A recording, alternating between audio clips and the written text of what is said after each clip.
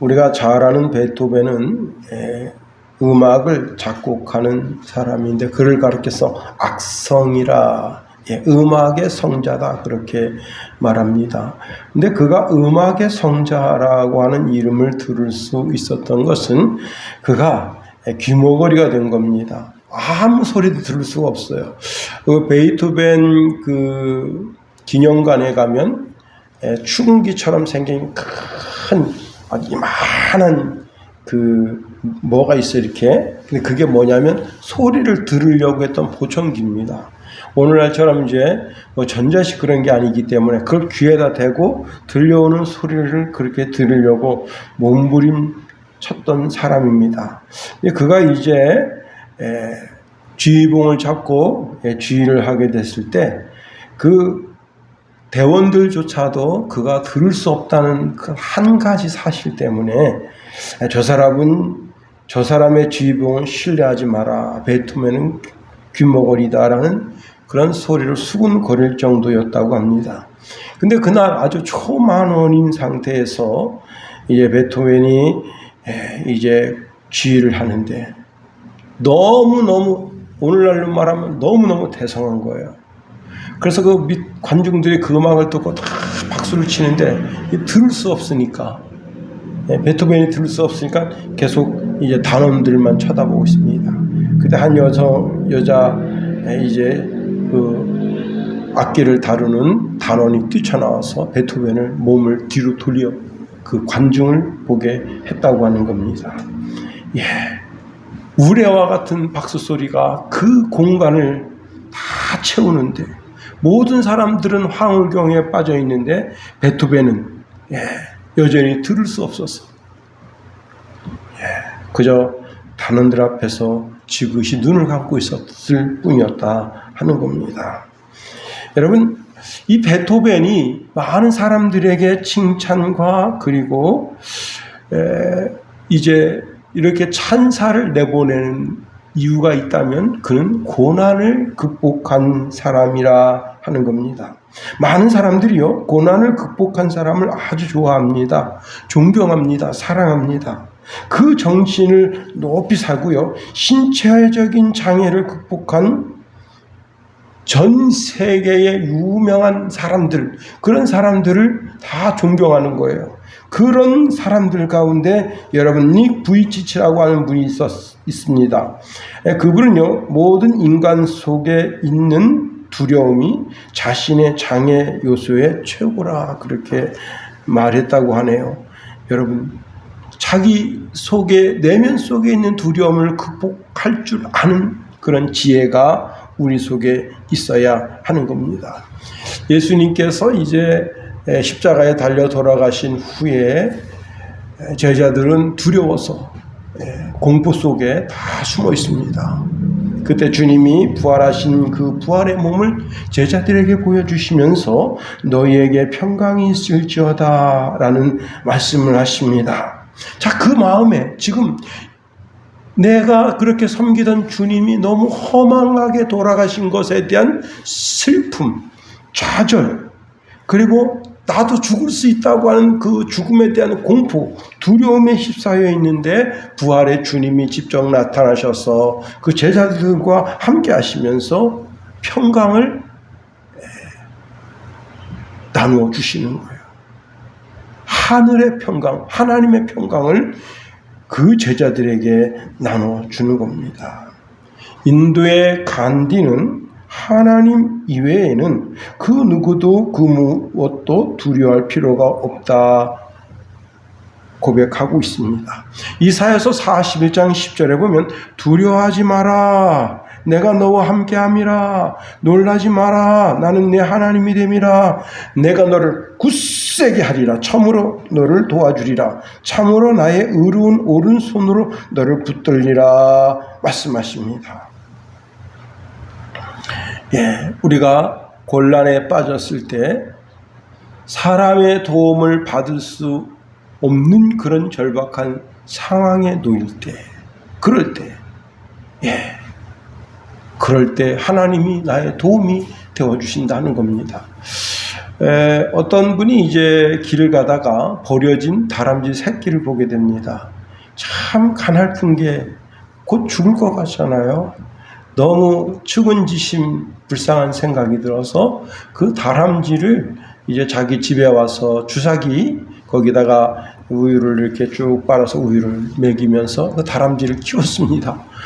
제법 이제 다람쥐가 제법 컸어요. 그랬더니 이 다람쥐가요 그 집 전체에다가 솔방울 주워다가 채우는 겁니다. 자기도 겨울 나겠다고 그런 모습을 보여줍니다. 여러분, 그 누군가의 도움이 없으면 죽을 수밖에 없는 절박한 상황 속에 있을 때 그것을 보고 측은지심, 그리고 이제 또 다른 한 영상을 보니까 이 고래가 그 거북이를 막 그 입으로 물고 그리고는 배를 향해 전진옵니다. 사람들이 왜 그러지? 잡아먹으려 하는가? 그리고는 배 위에다가 툭 던져줘요. 보니까 그 따개비가 앞에는 괜찮은데 뒤에 어마어마하게 붙었어요. 그거 좀 따주라고. 그래서 이제 그 선장이 그 거북이를 받아서 그 따개를 따주는데, 저 미물도 사람이 이 따개비를 따줄 걸 믿고 맡긴다. 우리는 그런 배짱이 있어야 되는 거예요. 하나님이 내 인생을 맡기면 그분이 책임져 주신다는 배짱이 있어야 되는 거예요. 그러기 위해서는 우리가 늘 기도하고 짧게 매 순간마다 기도하며 그분의 인도함을 받아야 되는 겁니다. 오늘 본문은요, 왜 예수님이 영광을 받으시기에 합당한 분인지에 대한 이유를 말씀하고 있습니다. 예수님은 하나님 자신으로서 이 땅에 인간의 모양을 입으시고 사람으로 오셨다. 그리고 자기를 낮추시고 하나님 말씀에 순종하고 복종하시고 그리고 십자가에서 죽으셨다 하는 겁니다. 그리고 끝났으면 우리가 예수님을 존경할 게 뭐가 있겠어요? 그런데 그분이 이제 우리의 신앙의 대상이 되시고 우리의 주와 그리스도가 되시는 것은 그분이 그렇게 죽었다가 3일 만에 부활하셨다 하는 겁니다. 부활의 즉 사단의 권세를 깨뜨리심으로 죽음에서 부활하셨다. 사탄이 쥐고 있는 가장 강력한 무기가 사망이라고 하는 무기인데 그 사망이라고 하는 무기를 무력화하신 겁니다. 이제 누구든지 예수 이름을 부르는 자에게는 영생의 축복을 허락하신다. 내가 예수님을 주라고 고백할 때 하나님 아버지께 영광이 되도록 그렇게 만들어 놓으셨다는 거예요. 우리가 빌립보서 2장 1절부터 9절까지 그 말씀을 통해서 우리가 예수님이 이 땅에 정말 낮아지시고 종으로 오셔서 섬기시고 십자가에서 죽으신 그런 섬김의 본, 섬김의 도리를 통해서 높아지시되 정말 하늘과 땅과 그 모든 이름 위에 주님께서 하나님 아버지께서 예수님을 높이신 것처럼 여러분이 겸손하고 또 겸손해서 하나님의 높이심의 축복을 받게 되는 저와 여러분이 다 될 수 있게 되기를 예수님의 이름으로 축원해 드립니다. 자, 오늘은 우리가 세 가지를 한번 살펴보는데요. 예수의 이름을 살펴보면서 그의 이름이 지니고 있는 큰 권능과 영광을 좀 더 자세하게 살펴보려 하는 겁니다. 첫 번째는요, 지극히 높여지신 예수의 이름에 대해서 말씀하고 있네요. 우리 한번 9절 말씀 다 같이 한번 읽어봅니다. 9절 10절 시작. 이러므로 하나님이 그를 지극히 높여 모든 이름 위에 뛰어난 이름을 주사 하늘에 있는 자들과 땅에 있는 자들과 땅 아래에 있는 자들로 모든 무릎을 예수의 이름에 꿇게 하시고. 여러분, 이 세상의 모든 행사에는 시상식이 있어요. 그 시상식에는 상 받는 사람의 업적이 드러나게 됩니다. 그런데 사람은요, 공도 있으면 과도 있는 거예요. 즉 잘한 것이 있는 그 이면에 잘못한 것도, 부정적인 모습도 있다는 거예요. 그런데 예수님은 그 어디 하나 부정적인 모습, 실수, 점 하나 없으신 겸손, 그리고 순종을 하나님께 드렸다 하는 겁니다. 그러니까 하나님께서 하나님 아버지의 영광을 예수님에게 허락하신 거예요. 그래서 여기 오늘 본문에 보면 지극히 높였다, 그 다음에 뛰어난 이름을 주었다라고 말씀하고 있습니다. 하늘에 있는 자들과 땅에 있는 자들, 그리고 땅 아래에 있는 자들, 땅 아래에 있는 자들이 뭐예요? 죽어서 지금 천국 가 있는 자들. 자, 물론 지옥에 가 있는 존재들을 포함한 모든 피조 세계 천사들까지, 이 피조 세계에서 더 이상 높일 수 없는 가장 높은 위치에 높이셨다. 그 가장 높으신 위치가 어디냐면 하나님 보좌 우편이다 하는 겁니다. 이것은 예수님의 신성이나 예수님의 인성이 최고로 높게 되었다는 거예요. 요한복음 17장 5절에 보면 아버지여 창세전에 내가 아버지와 함께 가졌던 영화로서 지금도 아버지와 함께 나를 영화롭게 하옵소서. 예수님은 그 신성이 본래 높으신 분이에요. 하나님 자신이셔요. 그러나 인성은 이 땅에 육신을 가지고 고난을 당하시고 죽임을 당하시고 3일 만에 부활하시고 승천하시고 지금 하나님 보좌 우편에 있는데 이 인성을 하나님께서 가장 높이셨다는 거예요. 예수님은 겸손함으로 그 이름이 높여지셨다 하는 거예요. 사람이 사람을 높이면 언젠가는 떨어집니다. 그러나 하나님이 높이신 높임은 사람이 무력화시킬 수가 없는 거예요. 예수님은 자신 스스로가 영광스럽게 되신 분이 아닙니다. 자, 하나님이 그렇게 높여주신 거예요. 모든 피조물이 예수님 발 아래 굴복하게 하신 거예요. 가장 영광스럽고 존귀하게 되신 분이시다. 이것을 하나님이 허락하셨다. 여러분, 애굽에서 총리가 됐던 요셉, 하나님이 높이셨잖아요. 하나님이 높이시니 사람들이 그 어떤 계략으로 그를 낮추겠어요. 또 다니엘은 환관이 되어서 이제 한 나라의 총리로서 나라를 섬기는데 그를 죽이려고 얼마나 생떼 같은 못된 짓을 합니까? 그런데 하나님이 그를 붙들고 계시잖아요. 사자굴에서도 또는 뜨거운 7배나 뜨거운 풀무불에서도 그를 건지시잖아요. 그리고 하나님이 요셉을 높이시고 다니엘을 높이시고 다윗을 높이시고 이 시대에 하나님의 사람들을 높이십니다. 야고보서 4장 10절에 보니까 주 앞에서 낮추라 그리하면 주께서 너희를 높이시리라. 우리는 오늘 본문에서 예수님의 겸손을 배워야 되는 거예요. 나 자신을 비워서 내 마음에 그리스도의 예수의 마음이 채워지면 하나님이 그를 존귀하게 영광스럽게 하신다는 거예요. 사도행전에 보면 이런 사람은 세상이 감당치 못하는 사람이라 했어요. 두 번째로 모든 피조물들이 예수님을 주라고 시인하도록 하셨다는 거예요.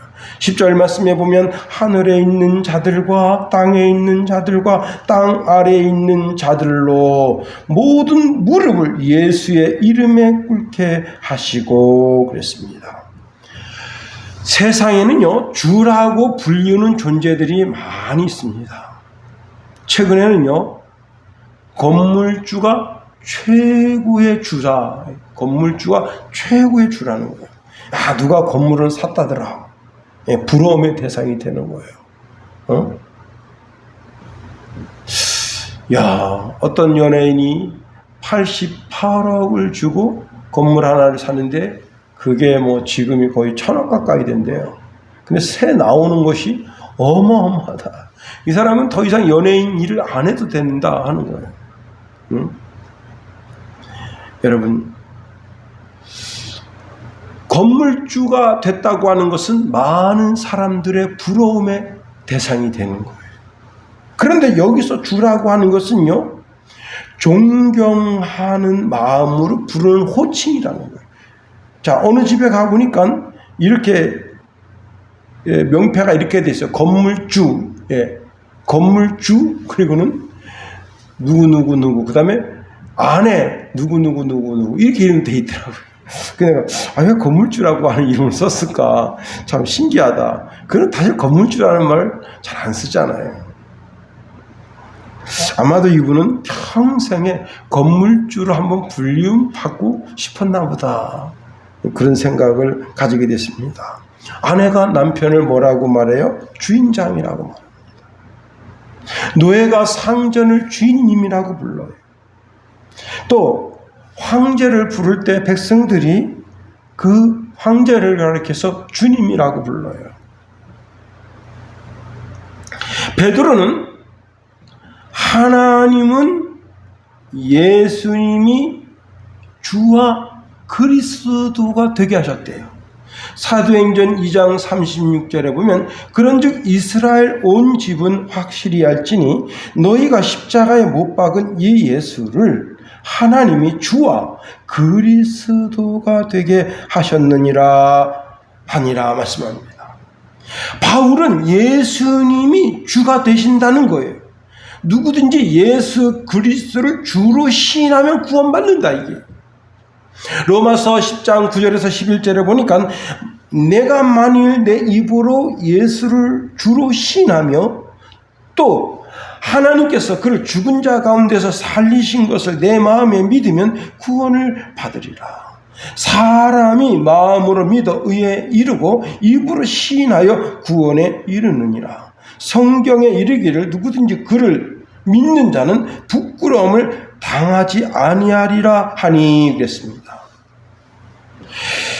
예수님이 부활하셨을 때 하나님은 이미 예수님에게 하늘과 땅의 모든 권세를 주셨다는 거예요. 그래서 마태복음 28장에 보면 이렇게 말씀하고 있습니다. 예수께서 나와 말씀하여 이르시되 하늘과 땅의 모든 권세를 내게 주셨으니. 예수의 이름이 불리워지는 곳, 즉 예수가 주가 되시고 예수가 그리스도가 되심을 믿고 주의 이름을 부르는 모든 곳에 그 이름의 권세가 미치게 하신다 하는 거예요.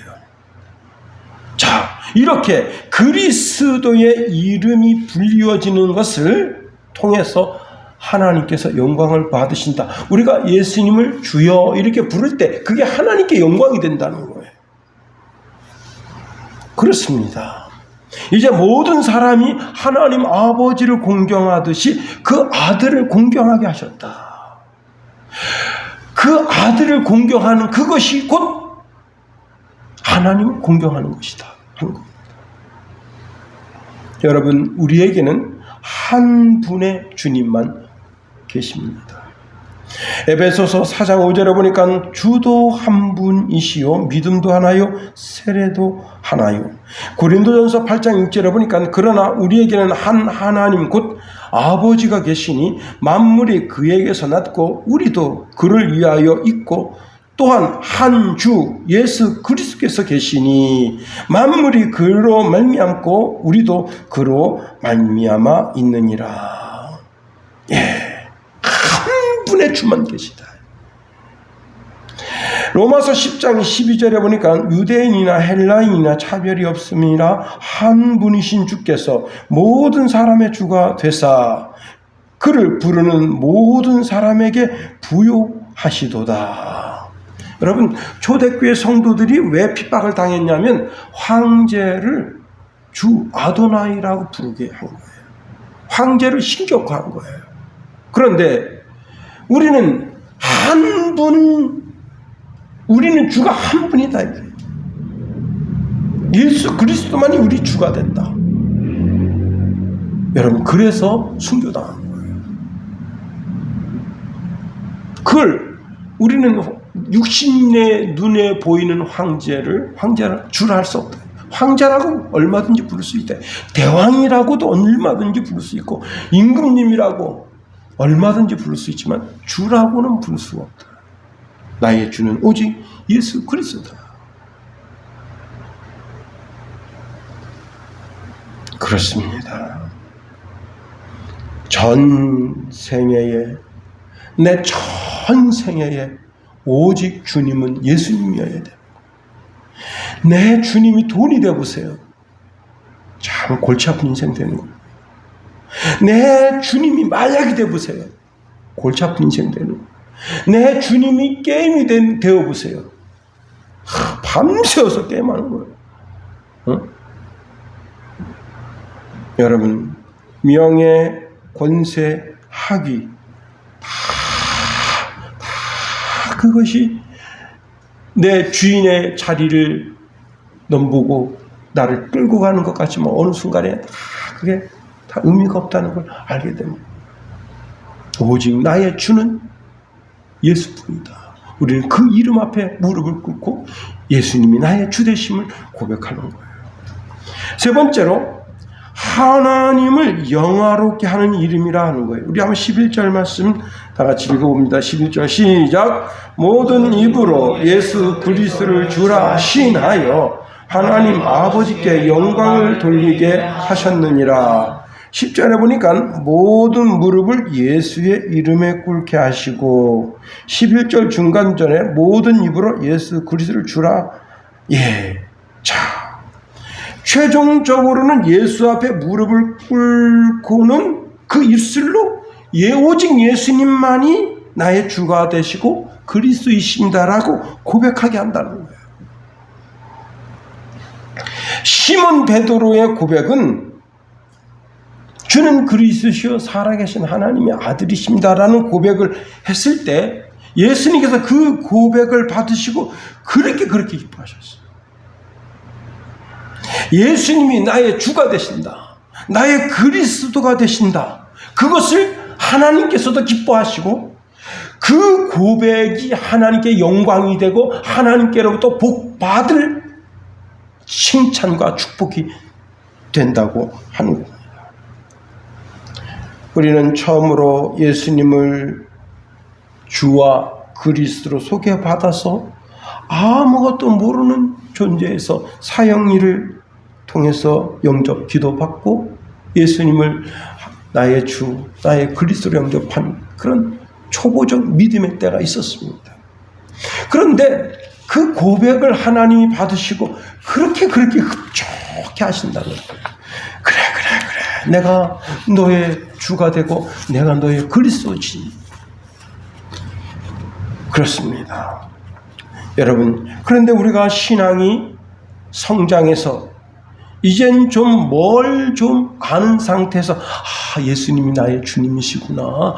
예수님이 나의 그리스도이시구나.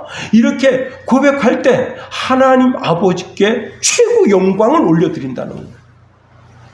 여러분, 우리가 예배 시간에 사도신경을 우리의 신앙으로 고백합니다. 그 고백이 하나님이 받으실 만한 고백이고 하나님이 그렇게 흡족해 하시는 고백이라는 사실을 알아야 됩니다. 여러분, 내가 선교 헌금을 많이 해서 하나님께 영광 올려드릴 수 있어요. 내가 헌신을 많이 해서 영광을 올려드릴 수 있어요. 11조를 많이 해서 하나님께 영광 올려드릴 수 있어요. 그러나 내 입술로 시인하는 찬송과 기도와 간구와 고백, 이것이 가장 쉬우면서도 큰 은혜, 큰 축복을 받는 길이 된다 하는 겁니다. 그 가운데 신앙 고백, 주는 그리스도시요 살아계신 하나님의 아드님이십니다 라는 그 고백이 하나님께로부터 큰 축복을 받는 길이 된다 하는 거예요. 예수님께서 나귀를 타고 예루살렘 성에 입성하실 때 수많은 사람들이 호산나 호산나, 예. 그럴 때 저들의 입에서 나오는 찬송을 받으십니다. 제자들과 큰 무리가 기뻐하면서 하나님께 영광을 올려드립니다. 호산나 찬송하리로다. 주의 이름으로 오시는 왕이요 하늘에는 평화요 땅에는 가장 높은 곳에서 영광입니다. 그때 바리새인들이 화가 났어요. 그래서 예수님에게 막 대들면서 말합니다.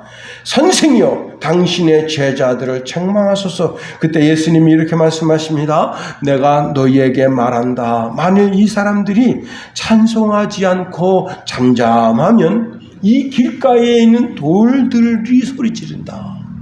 돌들이 찬양하게 될 것이다. 그렇게 말씀하십니다. 우리 주님은 찬양 받으시기에 합당한 분이시다 하는 겁니다. 여러분, 요정의 바다가 있어요. 요정의 바다에 들려지는 하모니가 있는데 거기에 빠지면 죽는다. 그래서 이 바다를 어떻게 지낼까? 신화 속에 오디세우는 뱃사람들의 귀를 밀랍으로 틀어막고 세이렌 바다를 건넌 적이 있습니다. 그런데 이것보다 더 좋은 방법이 있어요. 그게 뭐냐면 요정들보다 더 크게 힘차게 노래를 부르는 겁니다. 찬송을 부르는 거예요. 그러면 되는 거예요. 여러분, 성경에 보면 유다가 예수님을 은 30에 팔았습니다. 그리고 넘겨줄 기회를 찾습니다. 조만간 베드로도 예수님을 부인하게 됩니다. 멀지 않아서 제자들이 오합지졸이 되어서 뿔뿔이 흩어지면서 도망하게 됩니다. 그때 주님은 이들에게 최후의 만찬을 주시고는 다시 겟셋마네 동산에 오르셔서 기도하시고는 이제 유다의 손에 팔리러 나가십니다. 그때 주님이 찬송하면서 감난산에서 나가셨다 하는 겁니다. 찬송하며 나가면 이기게 됩니다. 십자가를 당당하게 질 수 있게 되는 거예요. 바울이 빌립보 교도소에서 신음 섞인 찬양을 올려드립니다. 그 찬양 내용이 뭐겠어요? 예수님이 주가 되시고 그리스도가 되신다. 내가 그리스도의 남은 고난을 내 육체에 채운다. 당당하게 그 고통과 고난을 자기 몸으로 감내하면서 하나님께 영광을 올려드리니 옥타가 움직이며 그들의 이 손과 발과 목에 차고 있던 모든 착고가 풀어지게 하는 역사를 하나님이 만들어내셨다 하는 겁니다. 우리의 입술로 예수님이 나의 주되심을 시인하고 나의 그리스도이심을 시인하고 그분 앞에 겸손히 무릎을 드리고 내 삶 전체에 찬송이 올려지게 될 때, 그때 하나님은 너무 행복해 하신다. 그리고는 우리의 삶 속에 하나님의 풍성의 복을 덧입혀 주시기를 원하신다 하는 겁니다. 이제 말씀을 마칩니다. 여러분, 예수님께서 이 땅에 오셔서 인간으로 오셨어. 시인이신 하나님께서 인간의 몸을 입고 오셔서 정말 인간의 비참함을 몸소 겪으시고 그리고 고난을 당하시고 십자가에서 죽으셨어요. 우리를 대속해 주셨어요. 예수님은 이제 예루살렘 성에 들어가시면서 그때까지 선지자직을 수행하시고 예루살렘 성 안에 들어가셔서 그때부터는 대제사장직을 수행하시고 그리고 승천하여 하나님 보좌 우편에 계시면서 이제는 만왕의 왕이요 만주의 위를 차지하셨다.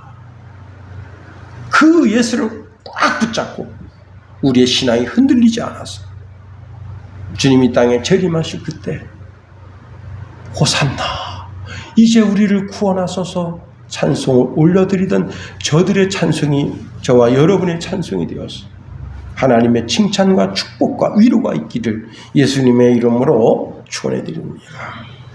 주기도문 하겠어요. 하늘에 계신 우리 아버지, 아버지의 이름을 거룩하게 하시며 아버지의 나라가 오게 하시며 아버지의 뜻이 하늘에서와 같이 땅에서도 이루어지게 하소서.